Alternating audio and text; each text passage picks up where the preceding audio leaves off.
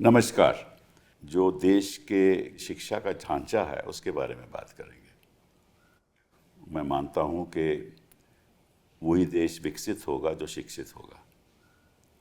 अब किस हद तक हमारा देश शिक्षित है और किस तरह से हमारे छात्र को शिक्षा प्राप्त हो रही है, किस किस्म की तालीम मिल रही है, इसके बारे में बात करेंगे। मुझे याद है कि जब मैं मंत्री था HRD का, तो उस समय जो हम बोलते हैं ग्रोस इनरोलमेंट रेशो, मतलब कि अगर 100 बच्चे 12वीं में हैं तो कितने वो पहुंचते हैं यूनिवर्सिटी में। तो ग्रोस इनरोलमेंट रेशो उस समय 2009 की बात कर रहा हूँ, लगभग 15 थी। और 2014 का जो आंकड़ा मैंने देखा है वो 15 से लेकर 24 हो गई और 2014 के बाद आज तक वो 24 से 26 हो गई। ये स्थिति है। मतलब कि सरकार चाहती है कि ज़्यादा से ज़्यादा बच्चे यूनिवर्सिटी में जाएं, लेकिन ऐसा हो नहीं रहा। उसके कारण कई हैं, उसके बारे में हम ज़्यादा चर्चा नहीं करेंगे। लेकिन एक आंकड़ा मैं आपके सामने रखना चाहता हूं, क्योंकि हम हमेशा उच्च शिक्षा की बात करते हैं कि हमारी जो उच्च स्तर की शिक्षा है वो बहुत ही विश्व में बड़ी उसकी प्रतिष्ठा है। तो उसके 2-4 आंकड़े आपको देना चाहता हूं। जो हमारे देश की सेंट्रल यूनिवर्सिटीज़ हैं उसमें जो प्रोफेसर्स की पोस्ट हैं उसमें 56% की वैकेंसीज हैं। मतलब कि पोस्ट हैं 2540 सैंक्शन पोस्ट हैं और जो भरी गई हैं वो 1113, 56% वैकेंसीज हैं। एसोसिएट प्रोफेसर्स में 38% वैकेंसीज हैं। असिस्टेंट प्रोफेसर्स में 18% वैकेंसीज है। ये तो मैं सेंट्रल यूनिवर्सिटी की बात कर रहा हूँ। अगर आप इंस्टीट्यूशंस ऑफ नेशनल इम्पोर्टेंस जैसे IITs हों, IIITs हों, NITs हों, वहाँ देखो तो वो भी ऐसी हालत है। IITs में वैकेंसी की पोजीशन जो वैकेंसी नहीं भरी गई वो लगभग 39% हैं। IIITs में 54%, NITs में 29%, IIMs में 31% और IISER में 7%। ये तो हमारे हालत है उच्च शिक्षा की। जहाँ तक स्कूल एजुकेशन की बात है उसमें भी बड़े विवाद हैं और हम नहीं सोचते। आप दुनिया में आप देखिए, जो भी देश आर्थिक प्रगति कर रहा है वही देश है जो शिक्षित है। आप अमेरिका देख लीजिए, आप चीन देख लीजिए, आप जापान देख लीजिए, आप यूरोप देख लीजिए, आप साउथ कोरिया देख लीजिए और आप साउथ ईस्ट एशिया के देश देख लीजिए, सिंगापुर देख लीजिए। तो जहाँ जहाँ भी शिक्षा को तवज्जो दी जाती है वहाँ उस देश की जो आर्थिक स्थिति है वो भी तेज़ी से आगे बढ़ रही है। हमारे यहाँ शिक्षा पे कोई तवज्जो नहीं है। कहते हैं कि 6% ऑफ GDP हम शिक्षा में लगाएंगे, वो कभी आज तक लगा नहीं। 3 से 4% तक लगा है। और अगर आप जापान जैसे देख लीजिए देश, वो ओवर 7% है। चीन 6% है और अमेरिका भी 6% है। तो अगर आप इस पे निवेश नहीं करोगे, तवज्जो नहीं दोगे शिक्षा को, तो आपके बच्चे शिक्षित नहीं होंगे। शिक्षित नहीं होंगे तो उनके जो स्किल्स हैं वो भी डेवलप नहीं होंगी तो देश की आर्थिक स्थिति इस तरह ही रहेगी। तो ये बात और कई और बातों पे हम चर्चा करेंगे शिक्षा के संदर्भ में। तो हमारे साथ शिक्षा से जुड़े हुए लोग हैं जो आपको बताएंगे कि क्या क्या मुश्किलें हैं और क्या क्या विवाद हैं शिक्षा के ढांचे में। अपूर्वानंद जी, थैंक यू वेरी मच। आप हिंदी के प्रोफेसर हैं, आपने मास्टर्स पटना से की और TPS कॉलेज में आपने पटना में पढ़ाया। फिर आप 1999 में आप महात्मा गांधी इंटरनेशनल यूनिवर्सिटी हिंदी की वहाँ आप आए और वो भी एक सेंट्रल यूनिवर्सिटी है। 2004 में फिर आप हिंदी डिपार्टमेंट ज्वाइन किया यूनिवर्सिटी ऑफ दिल्ली में। फिर आप कोर ग्रुप में थे, नेशनल करिकुलम फ्रेमवर्क के कोर ग्रुप में थे फॉर स्कूल एजुकेशन। NCERT के आप मेंबर रहे और आप यशपाल कमेटी के भी मेंबर थे, मुझे याद है उस समय मैं भी था। और आप कई किताबों के एडिटर भी हैं और स्कूल करिकुलम के बारे में आपको जानकारी है। तो बहुत बहुत धन्यवाद आपका यहाँ आने का। Anita ji, thank you very much for being here. आप former professor and dean of department of education, university of Delhi. आपकी भी जानकारी एलिमेंट्री एजुकेशन में बहुत रही है। करिकुलम फ्रेमवर्क में भी आपका योगदान रहा। लेकिन आपकी जो एमएससी पीएचडी वो फिज़िक्स में रही और 82 से लेकर 90 तक आप लेक्चरर रही जामिया में। 87 से 91 तक आप वहाँ फेलो भी रही।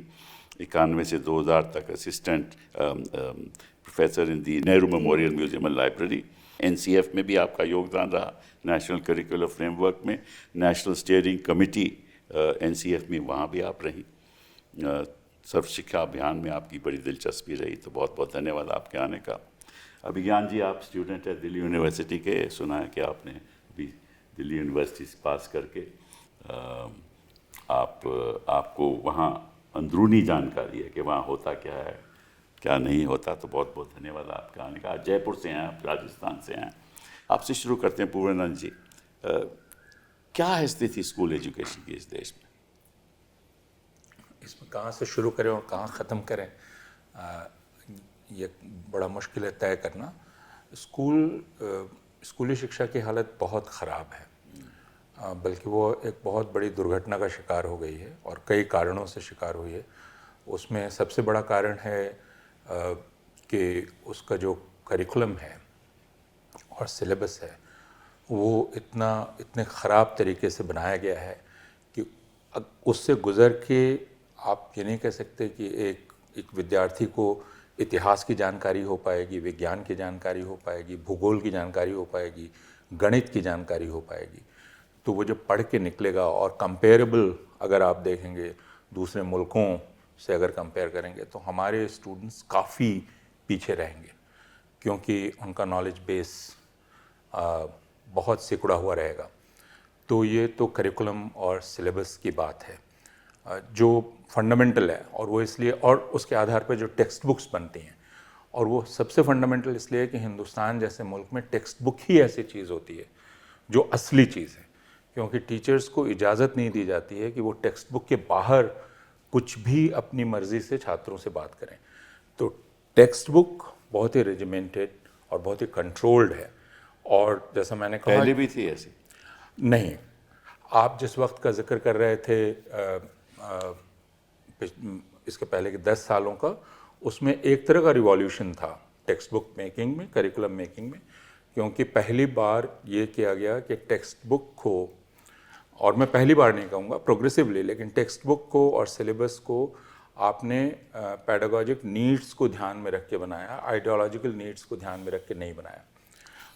अगर आपको ध्यान हो तो उसका रेफरेंस पॉइंट था 1992 की यशपाल कमेटी की लर्निंग विदाउट बर्डन, जिसमें जोर दिया गया था इस बात पर कि आप टेक्स्ट बुक तैयार करेंगे इसलिए कि बच्चे की समझ बढ़े, इसलिए नहीं कि आप ठूंस कर उसमें इंफॉर्मेशन भर दें, या ये नहीं कि जो डिज़ायर्ड इंफॉर्मेशन है स्टेट का, वो डिज़ायर्ड इंफॉर्मेशन उसको मिले।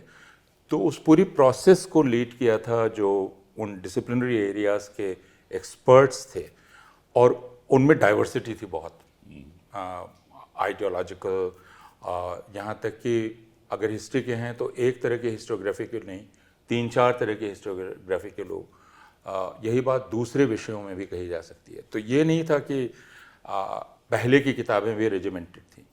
अभी जो किताबें हैं वो पूरी तरह से रेजिमेंटेड हैं और वो पूरी तरह से आइडियोलॉजिकल हैं। तो उनका पर्पस एजुकेशनल नहीं है, उनका पर्पस एक तरह का प्रोपेगेंडा करना। उदाहरण दे सकते हैं कि कैसे आइडियोलॉजिकल? जैसे अगर आप इतिहास, चूँकि इतिहास सारे लोग आसानी से समझते हैं, तो मैं बताता हूँ कि इतिहास की किताब अगर आप देख लें तो इतिहास की किताब में अगर आप पढ़ रहे हैं, फ़र्ज़ कीजिए जिसे मिडिवल पीरियड कहते हैं, तो दिल्ली में आप मिडिवल पीरियड देखेंगे तो वो बिना मुग़लों की चर्चा किए हुए आप उसको नहीं समझ सकते हैं। लेकिन अगर इतिहास की किताबें देखेंगे तो मुग़ल उसमें से गायब हैं। तो फिर हमें उस मिडिवल हिस्ट्री की जानकारी ही कैसे मिलेगी? अगर उसी स्टैंडर्ड का कोई विद्यार्थी अमेरिका में पढ़ रहा होगा तो वो हिंदुस्तान की मिडिवल हिस्ट्री ज़्यादा जानेगा, हिंदुस्तान का बच्चा नहीं जानेगा। एक दूसरा मज़ेदार उदाहरण, राणा प्रताप जीते थे या अकबर जीते थे। तो जो नई किताब बनी राजस्थान में, उसमें उन्होंने कहा कि नहीं नहीं, हमारी किताब में अकबर नहीं जीत सकता, तो हमें राणा प्रताप को जिताना होगा। तो उन्होंने राणा प्रताप को जिता दिया। इसका मतलब ये कि आप जो फैक्ट्स कहते हैं, उन फैक्ट्स को भी अब आप तोड़ रहे हैं। और यह बात सिर्फ हिस्ट्री की नहीं है। जैसे आप ज्योग्राफी की बात लें, जिस पर हम लोग काफ़ी चर्चा करते रहे, आप ज्योग्राफी कैसे पढ़ाते हैं? हमारी ज्योग्राफी की किताब में हिंदुस्तान की ज्योग्राफी को ख़ास बताया जा रहा है, यह कह के कि ये सेक्रेड ज्योग्राफी है। और वह सेक्रेड कैसे है कि शिव ने जो नृत्य किया सती की मृत्यु के बाद और लेकर घूमे, तो जहाँ जहाँ सती के अंग गिरे वो सारे एरियाज़ को मिलकर वो पूरी ज्योग्राफी एक सेक्रेड ज्योग्राफी बन जाती है। इस तरह के उदाहरण आप मैथमेटिक्स से भी ले सकते हैं, इस तरह के उदाहरण आप साइंसेस से भी ले सकते हैं, जिसमें ये किताबें एक तरह के प्रोपेगेंडा टूल्स में तब्दील हो गई हैं। ये एडुकेशनल टूल्स नहीं हैं। जो बाकी कोर्स स्कॉलिस्टिक एक्टिविटीज़ हैं उनकी बात मैं नहीं कर रहा हूँ, क्योंकि वो बहुत लंबा विषय है। मेरी फ़िक्र सिर्फ ये है कि अब स्कूल्स एक तरह के प्रोपेगेंडा के प्लेटफॉर्म हैं, जो प्रोपेगेंडा एक विशेष विचारधारा का किया जा रहा है। उसमें डिसिप्लिनरी जो रिक्वायरमेंट है वह प्राइमरी नहीं है, और बच्चे की जो पेडागोजिकल नीड्स हैं वो प्राइमरी नहीं है। अब उसकी समझ पैदा करना, जो 2005 के करिकुलम फ्रेमवर्क का सेंट्रल मोटो था, समझ का चस्का पैदा करो, अब वह नहीं है। वह एक ख़ास तरह की भारतीय ज्ञान परंपरा को बच्चों के दिमाग में भरना है, ये मकसद है। तो ये तो कोई एजुकेशनल पर्पस नहीं है। अनीता जी उसके बारे में ज़्यादा बतलाएंगे, लेकिन ये तो स्कूली शिक्षा की सबसे पहली जो गड़बड़ी हो रही है या दुर्घटना है वो यह है जी। तो एक तो बात हो गई टेक्स्ट बुक की, दूसरी बात हो गई जो अध्यापक हैं जो इसको पढ़ाते हैं, वहाँ भी सुना है कि आजकल जो इंस्टीट्यूशंस हैं जहाँ प्रिपेयर होते हैं कि कौन कैसे कैसे टीचर्स पढ़ाएंगे, वहाँ क्या हालात हैं? देखिए, अगर आप स्कूली टीचर्स को देखेंगे तो पहले से ही स्कूली टीचर्स काफ़ी रिस्ट्रिक्टेड माहौल में काम करते हैं, क्योंकि जैसे यूनिवर्सिटी के टीचर्स को इस बात की आज़ादी होती है कि वो एक फ्री एक्सचेंज करें, स्कूल में प्राय इसकी आज़ादी नहीं होती है। स्कूल में टीचर बंधा हुआ है टेक्स्ट बुक से, तो अगर आपको इंस्ट्रक्शन दिया जा चुका है कि आप यही बातें पढ़ाएंगे, तो टीचर उससे बाहर कोई बात कर ही नहीं सकता।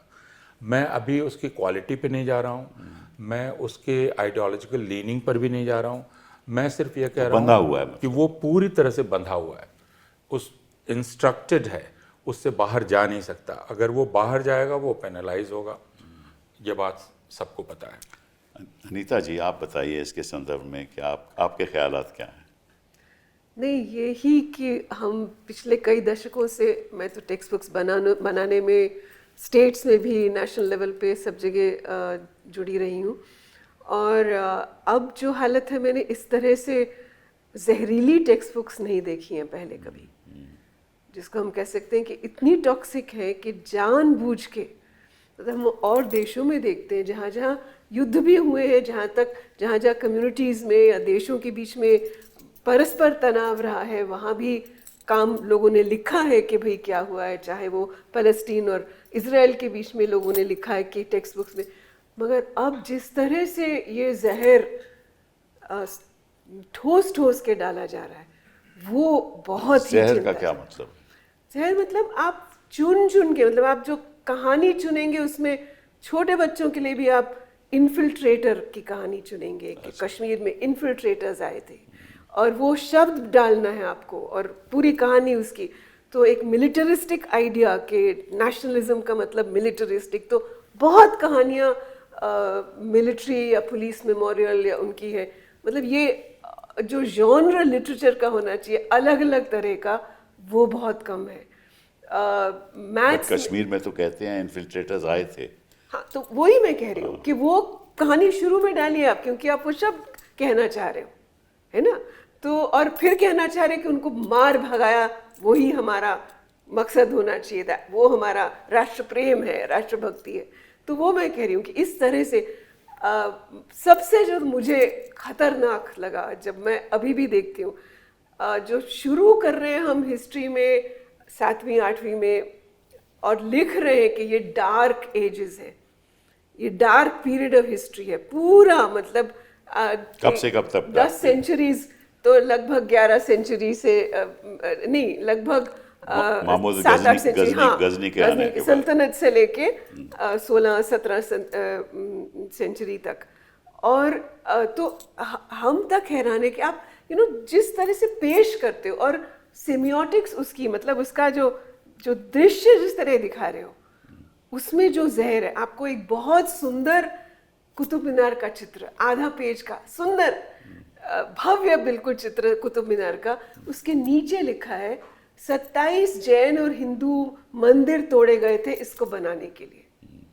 मतलब 12-13 साल के बच्चे को आप ये उसकी किताब में लिख के दे रहे हो। तो ये जहर के हम इसको मानते हैं कि ये जान के आप मोटिवेटेड रूप से जहर घोल रहे हो बच्चे के मन में, जो उसके मन में उस समय नहीं होगा। वो कुतुब मीनार का क्या भव्य चित्र दिखा रहे हो और नीचे ये लिख रहे हो।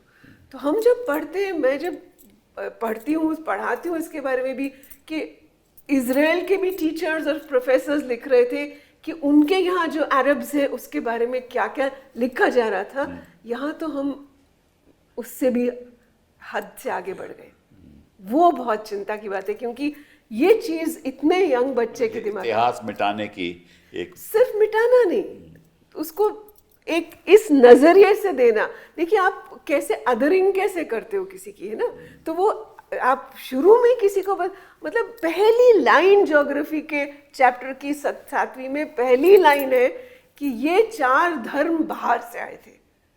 मैंने तो शायद एक वयस्क होके भी पहली बार सोचा होगा कि कौन से धर्म बाहर से आए। मतलब वो बचपन से ये चीज घोला नहीं जा रहा था हमें। तो ये जो जहरीलापन है बहुत ही दुखी, मतलब तभी मैंने कहा कि आपको ये, और उसमें गलत तथ्य, सब जगह गलत तथ्य। 3000 साल पहले ये पूरा जो देश था, ये एक था देश, कहाँ कहाँ लोग जा रहे थे, और क्योंकि 4 धाम थे, 51 पीठ थे, इतने ज्योतिर्लिंग थे। वही ज्योग्राफी है।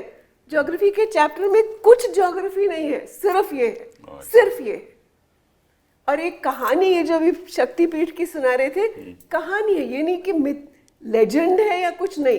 तो कोई फर्क नहीं है कि आप हिस्टोरिकली कुछ चीज कह रहे हो या एक लेजेंड। तो हिस्ट्री से कोई ताल्लुक नहीं है, इतिहास से कोई ताल्लुक, ज्योग्राफी से कोई ताल्लुक नहीं है। मैथ्स में भी इस तरह से, मैथ्स कर रहे हैं, पर उसमें जहां मैथ्स का इतिहास आता है वहां चीजें बिल्कुल जो कि विवादास्पद है कि इस तरह आप कर दो। मतलब ब्रह्मगुप्ता मेथड या कुछ ऐसा मेथड, जबकि उस टाइम पे फ्रैक्शंस को ऐड करने के लिए कई जगह वो मेथड यूज हो रहा था। अच्छा। वो चीन में भी हो रहा था, वो कहीं और मिस्र में हो रहा है। तो जो चीजें ऐसे, और जो ज्ञान सब जगह से समेकित रूप से जो ज्ञान आया, जान के उसमें अपना ठप्पा लगा के टीचर्स पूछ रहे मैथ्स के, ये क्या हम फ्रैक्शंस उनको सिखा रहे हैं, फ्रैक्शंस कैसे ऐड करना है, उसमें एक नाम डालने की क्या जरूरत है जो कि विवादास्पद है। ऐसा मतलब हिस्टोरियंस ने ऑफ मैथमेटिक्स ने कहा है कि ऐसा सही नहीं है। तो ये एक जो है, हमारे वक्त में आपको याद होगा कि एक central board of advisory board of education होता था, जहाँ के प्रदेश के मंत्री बैठते थे, चर्चा होती थी, फिर तय किया जाता था कि कैसे आगे बढ़ना है। वो आजकल भी होता है, वो है, मगर कई चीजें उसमें जाने की बिना गए हुए भी हो जाती है। अच्छा। पारित हो जाती है, इसलिए चर्चा नहीं होती, बिना चर्चा के पारित हो जाती है। हाँ, पारित नहीं भी होती, बिना पारित किए भी चीजें हो जाती है। बेटा आप बताओ विज्ञान जी कि आप तो स्कूल एजुकेशन से जुड़े हुए और निकले हो अभी हाल ही में, तो आपको कैसा लगता है ये ढांचा स्कूल का, स्कूल एजुकेशन का? क्या उसमें क्या बातें हैं जो आप दर्शकों को बता सकते हैं? स्कूल एजुकेशन में तो जैसा सर और मैम ने बताया कि करिकुलम बेसिस पर चेंजेस जिस तरीके से लाए जा रहे हैं, दैट इज़ द प्लेस जहाँ पे एक आइडियोलॉजिकल पेनिट्रेशन बहुत शार्पली स्टूडेंट्स के बीच में completely ideological, completely propaganda based education दी जा रही है। जो आपके स्कूल में जब आप पढ़ाई कर रहे थे तो यही हम तो जब तक स्कूल से निकले तब तक अलग करिकुलम था। हमारे बाद के बैचेस ने जिस तरह का चेंजेस देखे हैं, I think I was the probably the last batch जिसने प्रीवियस राउंड ऑफ एनसीईआरटी से पढ़ाई की। मगर हायर एजुकेशन में आते हुए हम जो चीज़ देखे कि they trying to do this, they trying to completely saffronize the syllabus, they're trying to remove certain people from the syllabus and trying to add certain people in the syllabus and certain forms of history in the syllabus। ये वो कर रहे हैं। Delhi university में philosophy department से अंबेडकर को हटाया गया, गांधी को हटाया गया, जगह जगह पर सावरकर को ऐड करिए, आप पढ़ाइए सावरकर को, but in what form? Law के सिलेबस में मनुस्मृति आप लाए, आप पढ़ाइए, बट इन व्हाट फॉर्म? आप उसको हिस्टोरिकली पढ़ाएंगे कि नहीं पढ़ाएंगे? आप उसको कैसे पढ़ाएंगे? पेडागोजी उसकी क्या होगी?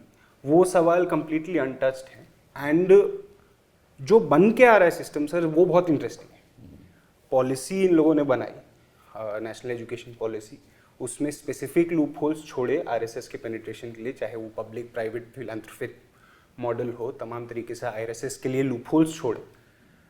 और उसके साथ साथ they are not even able to follow their policy on the goals that they want।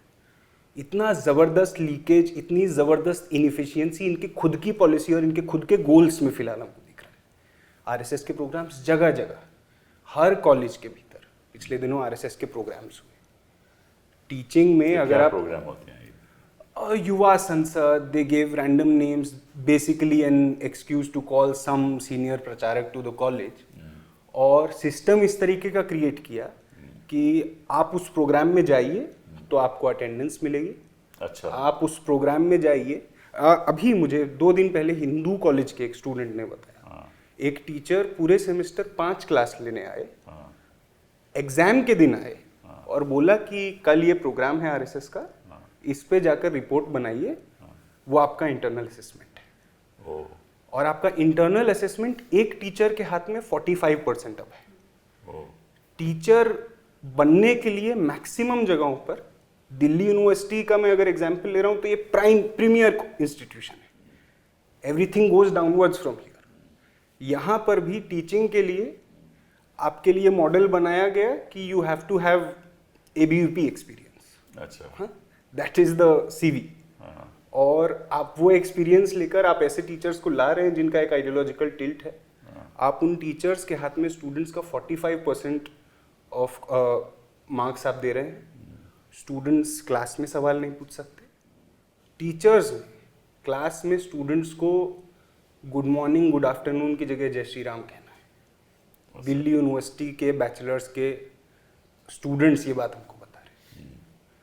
और नहीं वही बोलिए, आप वैचारिक कारण से हो सकता है, रिलीजियस कारण से हो सकता है, simply to not follow this may be your choice and it will reflect in your result.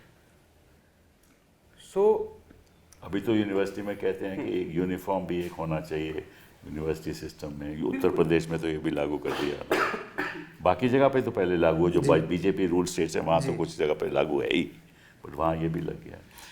तो पूर्णानंद जी, आपसे पूछना चाहता हूँ, ये जो पीछे जो ये विवाद पैदा हुआ है एनटीए इम्तिहान का और सीबीएसई के जो पेपर्स हुए हैं, लाखों छात्रों ने कहा है कि भैया हमारा रिवैल्यूएशन करो, और पेपर लीक के बारे में, तो इसके पीछे है क्या? मतलब कि एक षड्यंत्र है, एक सोच है कि भाई लीक करवा के अपने लोगों को एडमिशन दिलाओ, क्या इसके पीछे ये है? कोई स्कैम है इसके पीछे? नहीं, हम ये तो पता नहीं कर सकते कि क्या है, क्योंकि ये स्पेकुलेशन का मामला है और ये जांच का मामला है। तो मैं वहाँ नहीं जाना चाहूँगा कि क्या इस वजह से, लेकिन क्या हो रहा है वो तो दिख रहा है। चलिए बताइए। तो हम, और उससे क्या हो सकता है ये भी हम अंदाज कर सकते हैं।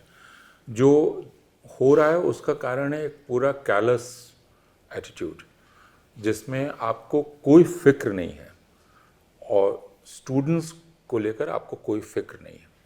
तो इसलिए आप उनके साथ एक तो लगातार एक्सपेरिमेंट कर रहे हैं। जैसे अभी तुरंत ये जो नया एक्सपेरिमेंट हुआ जिसमें 3 भाषाओं को लागू करने की बात की गई, और ये आनन फानन में इसको लागू करने की बात की जा रही है, जिसको लेकर काफ़ी परेशानी और बेचैनी लोगों में है, लेकिन मैं यहाँ नहीं जा रहा हूँ। एनटीए को अगर आप ले लें, एनटीए पर ही हम अगर बात करें, तो एनटीए है क्या?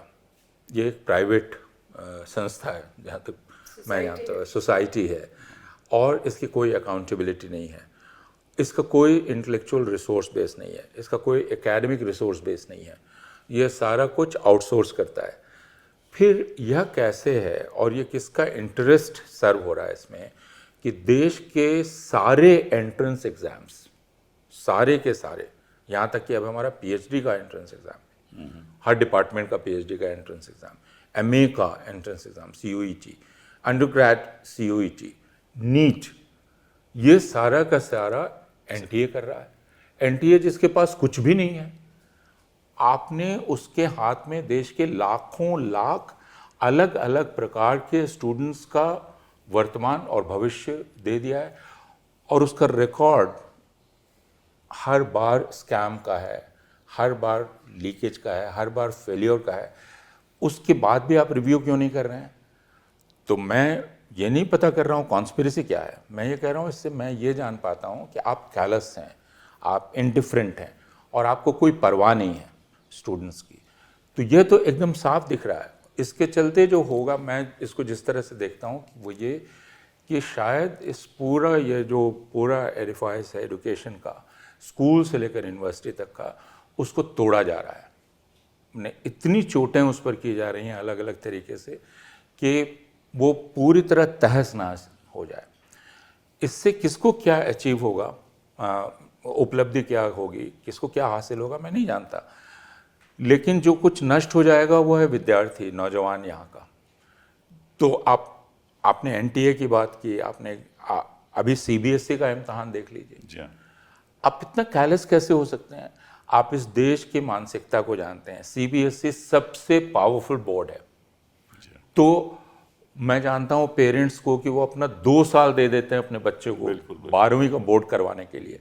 यानी हिंदुस्तान में सिर्फ वो बच्ची इम्तहान नहीं दे रही होती है, उसका पूरा परिवार इम्तहान देता है।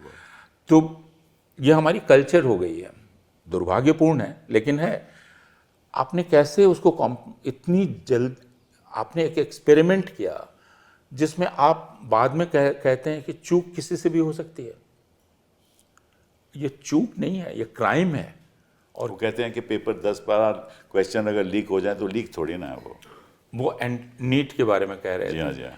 सीबीएसई में तो बहुत साफ दिख रहा है कि उन्होंने एक नया सिस्टम लागू करने की कोशिश की इवैल्यूएशन का। उसके पहले के इवैल्यूएशन सिस्टम पर भी बहुत सवाल थे, लेकिन इस बार उन्होंने उसको ऑन स्क्रीन मार्किंग करने की कोशिश की। टीचर्स ने खुद ऑन रिकॉर्ड कहा है, टीचर्स ने कहा है कि ये स्कैम है और ये धोखा है स्टूडेंट्स के साथ, ये जानबूझकर किया गया धोखा है। इसके पीछे बहुत सारी बातें हो सकती हैं, लेकिन अब इस देश में निष्पक्ष जांच होगी नहीं, ये हम लोगों को पता है, क्योंकि शिक्षा मंत्री लाखों छात्रों को प्रभावित करने वाले इस नतीजे के बारे में आज तक एक बयान देने की ज़रूरत महसूस नहीं की उन्होंने। माफ़ी मांगना तो दूर की बात है, सीबीएसई ने अभी तक माफ़ी नहीं मांगी है। सीबीएसई अड़ा हुआ है कि उससे कोई गलती ही नहीं हुई। उनकी वेबसाइट ही क्रैश होती जा रही है मेरे ख्याल अभी तक। वो उनकी वेबसाइट अगर 11 लाख नहीं था, अगर सही आप कह रहे थे 11 लाख आंसर शीट्स, मतलब स्टूडेंट्स ने री इवैल्यूएशन के लिए मांग की है। 4 लाख स्टूडेंट्स ने री इवैल्यूएशन 11 लाख में से 11 लाख आंसर शीट्स बनती है, मतलब अलग अलग सब्जेक्ट्स को मिला, मतलब लगभग 40% लोग हो गए ना, बच्चे हो गए ना, तो जिन्होंने कहा कि हमारा इवैल्यूएशन तो 18 में से 4 लाख ने कहा इवैल्यूएशन गलत है, पर 11 लाख आंसर शीट्स तो अलग अलग विषयों में, सब्जेक्ट्स में अच्छा वो मांगी। तो ये रिफ्लेक्शन है और ये एक नो कॉन्फिडेंस मोशन है कि आपने जो सिस्टम लागू किया वो पूरी तरह से असफल था, गलत था, उसकी जांच नहीं की गई थी और आपने खिलवाड़ किया।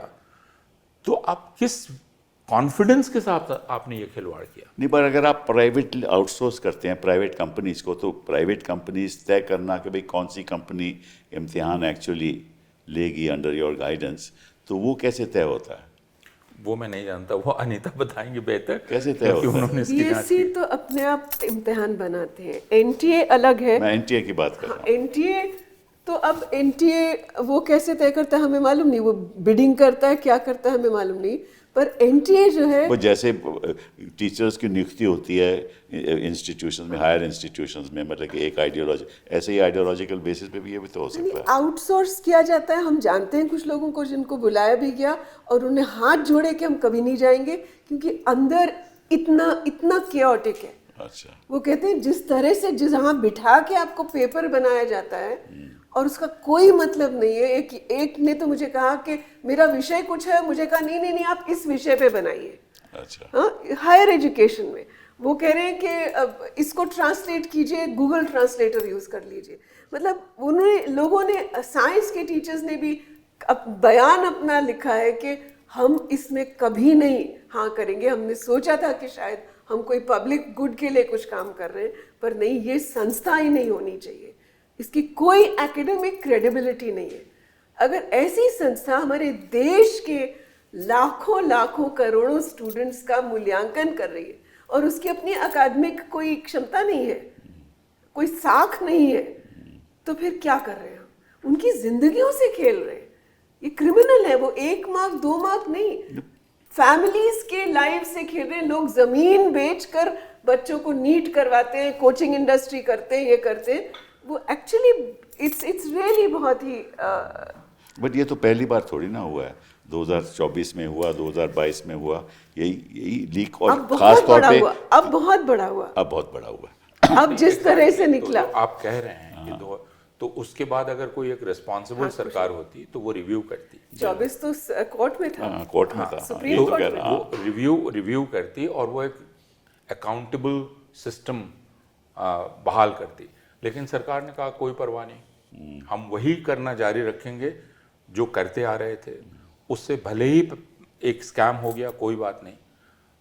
तो अब हमें दिखलाई पड़ गया, 24 तो एक ही साल पहले की बात जी हाँ, थी, जी हाँ, जी हाँ। ये 2026 है। तो हमें दिखलाई पड़ गया कि हम और दरअसल students- एक ऐसे देश के निवासी हो गए हैं जहां आप छात्रों के साथ कुछ भी कर सकते हैं, आप किसी के भी और साथ कोई कुछ भी कर accountability सकते हैं और नहीं। कोई अकाउंटेबिलिटी नहीं है। हम कोई आगे बढ़ जिम्मेदारी रहे नहीं, हैं। कोई जिम्मेदारी लेने के लिए तैयार नहीं है। 24 में जब आंदोलन हुआ रीनीट को लेकर, तब कई स्टूडेंट्स हम लोगों के हमारे साथ आके बातचीत में आए कि इसको लेकर आंदोलन की ज़रूरत है। जिस तरीके से नीट को एक्सेप्ट ही नहीं किया जा रहा था कि लीक हुआ है, और उसी प्रोसेस में क्योंकि हम लगातार स्टूडेंट्स के साथ, पेरेंट्स के साथ मिलके NTA office, ministry of education office, पूरी जगह रिसर्च की भी कोशिश की कि how come a body like NTA can exist. We looking for online data on the constitution of the NTA, there is none. अच्छा, On the NTA website, it says it's a semi-autonomous body. It doesn't say who it's answerable to. It doesn't say exactly which is the the civil servant or the government authority which will look after it. Completely random expert panel का board of directors हम बनाएंगे.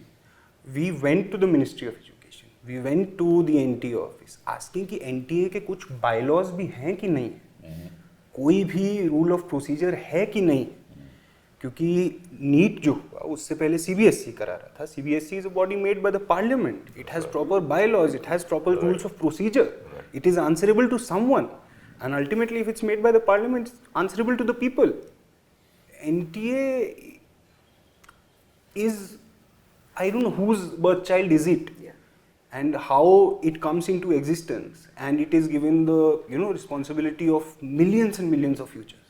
Only answerable to the ministry. That's all. Yeah, It and the says it. ministry is answerable to no Yeah. one. Right in 2024, जब ये आंदोलन चल रहा था, हम लोगों के साथ कई स्टूडेंट्स आए और धर्मेंद्र प्रधान कि वो इस आंदोलन के बीच में धर्मेंद्र प्रधान ने तय किया कि वो दिल्ली यूनिवर्सिटी आके सुबह 5 बजे योगा पे प्रोग्राम लेंगे। स्टूडेंट्स पहुंच गए सुबह, उनको काला झंडा दिखाने पहुंच गए, तब पता चला कि ही रियलाइज्ड कि ये होने वाला है, ही डिडंट कम। तो कमाल से, आई थिंक अभी भी बीजेपी मिनिस्टर सेड की लीक तो क्या बड़ी बात है। नहीं, the director of NTA said कि कोई लीक नहीं हुआ। लीक है ही नहीं। There is no leak. There is no leak. Because हमारे यहाँ से कोई पेपर नहीं गया। I mean, किसी ने 180 दिया में तो से कर 140 सवाल किसी ने गेस्ट पेपर में डाल दिए, हमारे यहाँ से कुछ लीक नहीं हुआ।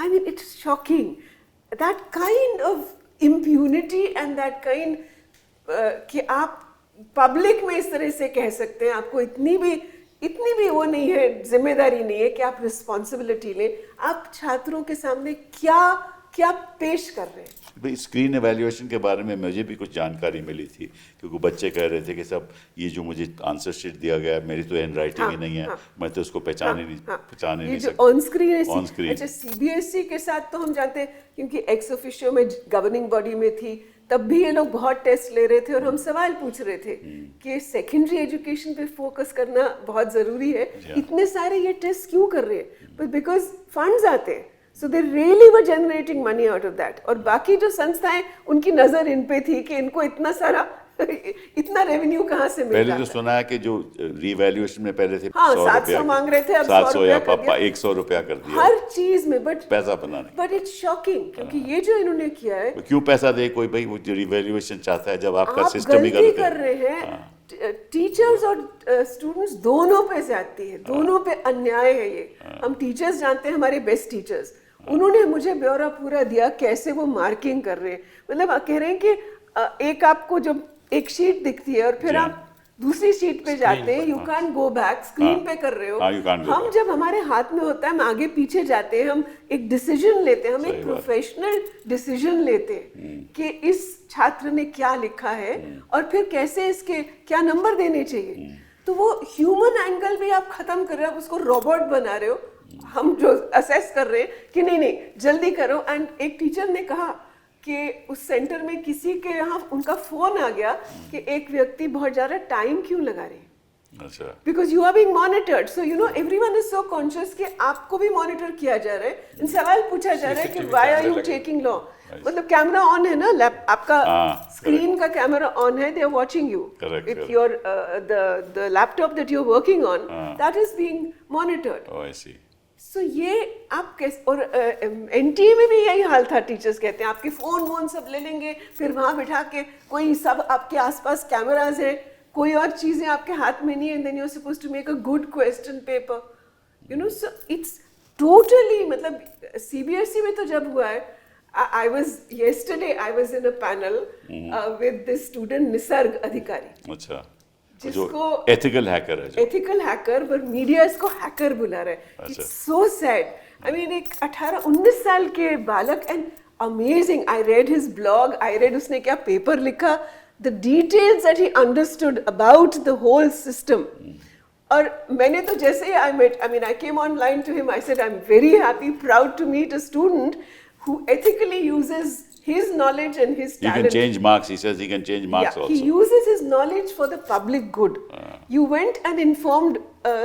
इसने CERT को इन्फॉर्म किया, इसने कंपनी को, एम्प्ट को इन्फॉर्म किया, इसने इनको सीबीएसई को इन्फॉर्म किया, सबको लिखा फरवरी मार्च में ही पहले लिख दिया कि ये ऐसे है और this is the vulnerability, these are the 6 vulnerabilities. It's amazing the kind of knowledge he has about that and how he's used it to warn them. कोई जवाब नहीं. And he writes that the arrogance and the disrespect of this agency shows the way they respond to me. Not only that, so मुझे actually लग रहा था, कल भी anchor उसको कह रहा है कि तुमने तो कहा कि तुमने सीबीएसई का पोर्टल देखा, बट वो तो सीबीएसई का पोर्टल नहीं था, सीबीएसई कह रहा है वो हमारा डमी पोर्टल है. वो उस प्रोग्राम में समझा रहा है, this is the portal, this is, I got the name and address of an examiner and I've checked that person is a teacher in that school. So I've got these details, I could change anything, I could change any marks. तो अगर यही response रहा पूरा system में, यही response रहा बच्चों की प्रॉब्लम्स का, तो फिर भविष्य क्या है? आप समझ सकते हैं कि भविष्य क्या है, क्योंकि वर्तमान नहीं है. वर्तमान के प्रति जो हमारा, जैसा मैंने कहा कि ये एक कैलस, इंडिफरेंट और एक क्रूअल, मैं इसको क्रूअल भी कहूँगा, बहुत ही क्रूर, बहुत क्रूर हमारा अप्रोच है सत्ता का, कि हम आपके साथ जो चाहें वो कर सकते हैं. तो इसके बाद भविष्य की कल्पना की जगह ही कहाँ रह जाती है, क्योंकि भविष्य तक आप जाएंगे बच्चे यूनिवर्सिटी में जाएंगे. हाँ, तो एक तो अभी ही जैसे 12वीं के ये जो विद्यार्थी हैं, इन्होंने क्या समझा? इन्होंने समझा कि स्टेट आपको रिस्पेक्ट नहीं करता है, स्टेट आपके कंसर्न को ध्यान में नहीं लाना चाहता है, और स्टेट अकाउंटेबल नहीं है, ये सीखकर अब ये यूनिवर्सिटी में आ रहे हैं। तो सिटीजनशिप की पहली ट्रेनिंग इनकी इस प्रकार की हो रही है। हम सारे लोग कहते हैं कि डेमोक्रेसी में एजुकेशन का एक पर्पस ये है कि आप उसको एक अच्छे सिटीजन के रूप में ट्रीट करते हैं, और वो अच्छा सिटीजन जो काम कर रहा है आप उसको और अटैक कर रहे हो। तो एक मीडिया ethic- उसको पाकिस्तानी बुला रहा है, किसी को ये बुला, मतलब इट्स शॉकिंग। तो जो मैंने, अगर आप सिर्फ सीबीएसई वाला देख लें तो सीबीएसई में 12वीं का एक बच्चा या बच्ची, उसने क्या फेस किया? Yeah. उसने एक पूरा ऑनस्लॉट चारों तरफ से पाकिस्तानी देशद्रोहियों के साथ मिला हुआ, ये वो, जबकि वो सिर्फ ये कह रहा है कि मेरे साथ नाइंसाफ़ी हुई है, आप इंसाफ करें। वो किसी विद्रोह की बात नहीं कर रहा। ये मेरा पेपर तो ही नहीं ये मेरा पेपर ही नहीं है, मेरे हैंडराइटिंग नहीं है। तो इसका मतलब ये कि इस देश में हम किस चीज़ पर विश्वास करें? सीबीएसई सबसे ज़्यादा ट्रस्टेड बोर्ड हुआ करता था, I remember that myself in my time. सबसे ज़्यादा ट्रस्टेड। अब वो ट्रस्ट कहाँ है? अब आप क्या उसको वापस हासिल कर पाएंगे? कभी कभी आप हासिल नहीं कर सकते। जैसे एनटीए पर कभी कोई विश्वास नहीं कर सकता। जी हाँ। NTA तो पे अब सबको ये पता है कि मैं जिस हालत में हूँ मैं इत्तेफाक से हूँ, अगर मैं बच गया तो इत्तेफाक से बच गया, वरना नियम ये है कि मुझे मारा जाना चाहिए था, मेरे साथ नाइंसाफ़ी होनी चाहिए थी। ये पूरा ख्याल लेकर अब विद्यार्थी यूनिवर्सिटी में आ रहे हैं, और यूनिवर्सिटी में भी जो हो रहा है उसमें यह उनका ख्याल पक्का होता जा रहा है जी हाँ। कि नाइंसाफ़ी इस देश का नियम है, और अगर मैं बच गया तो अपनी हिकमतों से बच गया या संयोग से बच गया, वरना मैंने मेरा मारा विश्व जाता है। में कोई भी यूनिवर्सिटीज का, खास तौर में डेवलप देश की बात कर रहा हूँ, ऐसा तो कभी मैंने देखा भी नहीं, सुना भी नहीं हमने। इसलिए कि दुनिया में जो दूसरे देश हैं, हालांकि गड़बड़ियां वहाँ भी हैं, लेकिन वो शायद इस किस्म की नहीं है। इस बात का वो ख्याल करते हैं कि जो नौजवान निकलने चाहिए, अगर किसी ने ज्योग्राफी पढ़ी है तो उसको ज्योग्राफी आनी चाहिए, किसी ने अगर फिजिक्स पढ़ा है तो उसको फिजिक्स आना चाहिए, जी हाँ। किसी ने अगर अंग्रेजी लिटरेचर पढ़ा है तो अंग्रेजी लिटरेचर आना चाहिए। लेकिन ये पहला देश है जो कहता है उसको नेशनलिज्म आना चाहिए, उसको नेशनलिस्ट होना चाहिए। और वो भी एक विकृत तरह का तो इससे हासिल क्या होगा? मैं नेशनलिज्म, सवाल शिक्षा का इतना ही, उससे हासिल क्या होगा? उससे हासिल ये या होगा तो कि या तो आपके इसमें पास एक, पॉलिटिकल इसमें कोई सोच है क्या? ये क्या ये सोच हो जिसको सकती है? नेहरू कहा करते थे कि सॉफ्ट हेडेड लोग तैयार होंगे। तो जो सॉफ्ट हेडेड लोग तैयार होंगे वो सोच नहीं सकेंगे, वो डिस्क्रिमिनेट नहीं कर पाएंगे, उनके पास विवेक नहीं होगा, तो उनको जो चीज़ प्रेजेंट की जाएगी उसको वो एक्सेप्ट करेंगे। एक पूरी की पूरी सबमिसिव पीढ़ी दर पीढ़ी जो सबमिसिव होगी वो आप निकाल रहे हैं, जिसको फ़र्क पता नहीं होगा कि सच क्या है, झूठ क्या है, आप इंफॉर्मेशन को कैसे प्रोसेस करेंगे। तो ये मकसद है, और ये निश्चित रूप से ये राजनीतिक मकसद है, जिसमें आप एक ऐसी नागरिकों की फौज, मैं कोट अनकोट कह रहा हूँ, जो सच और झूठ का अंतर नहीं कर सकता है, जो खुद निर्णय नहीं ले सकता है, उसको जो दिया जाएगा उसको स्वीकार करने के लिए वो बाध्य होगा। इसीलिए कि उसी बात पे निर्भर है कि उसके आगे तरक्की कैसे होगी। बिल्कुल। और उसके बाद और भी बातें हैं, लेकिन हाँ, और जितना भड़कीला वो तथ्य निकलेगा, इंफॉर्मेशन निकलेगी, उसमें और ज्यादा मतलब जोश आएगा। मतलब उस नशा है कि इतना भड़कीला, वो कभी उसको चेक करने की कोई कोशिश नहीं होगी। देखो, जो सबसे जो खतरनाक बात जो आपने कही कि भाई वो टीचर कहता है कि आप मेरी जो इंटरनल असेसमेंट होती है 45% होगी, अगर आप ये RSS की आप सेशन में चले जाइए, सेशन में जाके उसकी रिपोर्ट लिख दीजिए। तो सर ये जो हो रहा है, ये 2-3 तरह के सोशल फोर्सेस एक साथ भी तो खेल रहे हैं। आई मीन एक तरफ ये बात सच है कि सरकार को कोई भी सेंसिटिविटी स्टूडेंट्स के प्रति नहीं, उनके फ्यूचर्स के प्रति नहीं, बट एक तरह का सब्जेक्ट उनको क्रिएट करना, वो इन टर्म्स ऑफ RSS के पॉलिटिकल मोबिलाइजेशन, जिसमें कि आप जो सर ने शब्द यूज़ किया सॉफ्ट हेडेड लोग, इस तरह के लोग क्रिटिकल फैकल्टीज से दूर, और उसके साथ उनके आसपास की परिस्थितियां और उनका जीवन खुद भी कैसा हो। ये जो पॉलिसी लाई गई, फिलहाल जो पॉलिसी यूनिवर्सिटीज़ में जगह जगह पर पढ़ाई जा रही है, चाहे वो साइंस के स्टूडेंट्स हो, कॉमर्स की, ह्यूमैनिटीज़ के स्टूडेंट्स हो, जो BA BSc BCom जो कर रहे हैं, उनका BA BSc BCom के सिवा इतने सारे वोकेशनल और इतने सारे माइक्रो कोर्सेज फिलहाल वो पढ़ रहे हैं कि अल्टीमेटली वो उस पूरे बैचलर्स का वो अपना स्पेशलाइजेशन कहीं भी नहीं दिखा सकते। सो आप उनके लिए उनकी लाइफ चॉइसेस को भी आप बहुत स्पेसिफिकली लिमिट कर रहे हैं, and there you have a plan. जब हम और देशों से कंपेयर कर रहे हैं, वहां पे आपका एक प्लान भी है कि आप दुनिया भर की पूंजी और मजदूरी में, हर बच्चे के लिए प्लान होता है वहाँ। बिल्कुल दूसरे देशों का ही नहीं है विज्ञान। अगर आप सिर्फ यहाँ भी अशोका और जिंदल के कोर्सेज से कंपेयर कर लेंगे दिल्ली यूनिवर्सिटी का, तो जिंदल का जो अंडरग्रेड होगा या ग्रेजुएट होगा और DU से जो ग्रेजुएट निकलेगा, दोनों के नॉलेज बेस में काफ़ी फ़र्क हो जाएगा। अच्छा, बिल्कुल तो बिल्कुल। इतना टाइम आप वेस्ट कर रहे हैं। एक दिल्ली यूनिवर्सिटी का एक कोर्स है स्वच्छ भारत, एक कोर्स है under graduate course, art of happiness. मतलब ऐसे ऐसे कोर्सेज है। तो आप स्टूडेंट्स कह रहे हैं वो देश भर से आए हैं और वो स्टीफन्स में मैथमेटिक्स करना चाहते हैं, पर वो कह रहे हैं कि जो 3 साल में लोग मैथ सीखते थे, 4 साल में हम उसका 1/2 भी नहीं सीख रहे।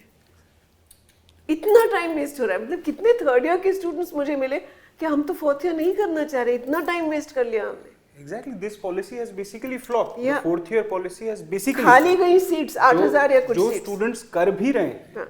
इतनी सबपार रिसर्च उनसे करवाई जा रही है और मजबूरी में कर रहे हैं। और वो डिफरेंशिएशन क्रिएट किया जा रहा है। ऑफ कोर्स अशोका के स्टूडेंट्स वर्सेस पब्लिक एजुकेशन में पढ़े हुए स्टूडेंट्स के बीच में एक डिवीजन ऑफ लेबर है कि एजुकेशन से निकल के कौन क्या कर रहा होगा। भारत के पूंजी और मजदूरी के डिवीजन में कौन मजदूरी कर रहेगा, कौन पूंजी कमाएगा, दुनिया भर में कौन पूंजी कमा रहा है और मजदूरी कर रहा है, ये बहुत क्लियरली डिमार्केट ये लोग कर रहे हैं अपनी पब्लिक एजुकेशन से। इतना radical difference in the course curriculum and the structure and the quality of courses with in DU and let's say Ashoka. जो पहले हमारी सबसे अच्छी यूनिवर्सिटीज मानी जा रही थी, हमारी पब्लिक बिल्कुल, दिल्ली यूनिवर्सिटी, चाहे यूनिवर्सिटी जादवपुर है, number चाहे one, it was number Hyderabad में, चाहे जामिया है, चाहे Delhi university, JNU, they always have been our best फिर यूनिवर्सिटी। स्टूडेंट प्रोटेस्ट करे तो उनको मारते हैं। मतलब लाठीचार्ज होता सरकार है। की रैंकिंग में भी ये टॉप आती हैं वो यूनिवर्सिटीज। तो है, अब वो हम तो ये कर रहे हैं। अभी मेरी मुलाकात हुई थी कुछ छात्रों से जो केरल से आए, बिहार से आए, बाकी जगह से आए। कई छात्र हैं जो BA BSc कर रहे हैं और कुछ हैं जो PhD भी कर रहे हैं, MA भी कर रहे हैं, और उन्होंने कहा कि हम ठगा हुआ महसूस कर रहे हैं। अच्छा, दिल्ली यूनिवर्सिटी आके हमें लगता है हमारे साथ धोखा कर दिया गया। जो चीज़ हम पढ़ रहे हैं, जिस तरह से हमें पढ़ाया जा रहा है, हमें लग रहा है कि इतना बड़ा धोखा। एक उड़ीसा से आया हुआ लड़का था और वो कह रहा था कि दिल्ली में रहने में मेरे 20 से 25 हज़ार रुपये खर्च हो रहे हैं और मुझे नहीं मालूम कि जो मैं पढ़ रहा हूँ उसके बाद मुझे 25,000 की नौकरी भी मिलने वाली है कि नहीं। तो जो तभी तो निराश PN की नौकरी ढूंढते हैं जो लोग ग्रेजुएट होते हैं। तो जो निराशा का स्तर है, अगर आपको काफ़ी तकलीफ होगी कि आपके नौजवान इतने निराश हैं। वो कह रहे हैं कि मेरे साथ धोखा किया गया। हम दिल्ली यूनिवर्सिटी सोच कर आए थे और हमने देखा कि यहाँ ये हो रहा है, या हमको ये ऐसे पढ़ाया जा रहा है और ऐसे अध्यापक पढ़ा रहे हैं, तो हम तो आगे किसी को नहीं कहेंगे कि वो दिल्ली यूनिवर्सिटी आए। एडमिशंस में भी, एडमिशंस में जब से ये शुरू हुआ सेंट्रलाइज्ड NTA CUET, करेक्ट, ये भी उसी NTA ले टाइम रहा से ये NTA ने किया। उसी टाइम से हम देख रहे हैं कि जो बाकी स्टेट से लोग शुरू से वो एस्पायर करते हैं कि हम दिल्ली यूनिवर्सिटी जाएंगे, वो नहीं आ रहे हैं, नहीं आ रहे। वो नहीं आ पा रहे हैं क्योंकि ये CBSE का करिकुलम, पहले कहा हम CBSE करेंगे, फिर कहा नहीं, पर आप देख ही नहीं रहे। आप एक तरह का करिकुलम को ट्वीक करके आप सिर्फ CBSE के स्टूडेंट्स को ले रहे हो। दिल्ली यूनिवर्सिटी में ज्यादा CBSE बोर्ड के ही स्टूडेंट्स आ रहे हैं, तो ये भी एक खेल है। इम्तिहान में भी फायदा होता है। तो आप एक तो वो मल्टीपल चॉइस में किसी की कोई नहीं समझ आती, आप टिक टिक कर दो, उसकी एक्सप्रेशन है या नहीं, उसकी अंडरस्टैंडिंग है या नहीं, जीरो, कुछ समझ नहीं आएगा। एक तो वो नाटक है, ऊपर से आप जिनको ले रहे हो वो कोई भी एग्जाम लेना चाहेंगे, UPSC कुछ भी, वो सब उसी की तैयारी कर रहे हैं। इतने गंभीर मुद्दे हैं और देश के भविष्य के मुद्दे हैं। बिल्कुल। और जब तक देश पे जो सत्ता के लोग बैठे हुए हैं बच्चों का भविष्य के बारे में नहीं सोचेंगे, तब तक ऐसा होता ही रहेगा। बहुत बहुत धन्यवाद।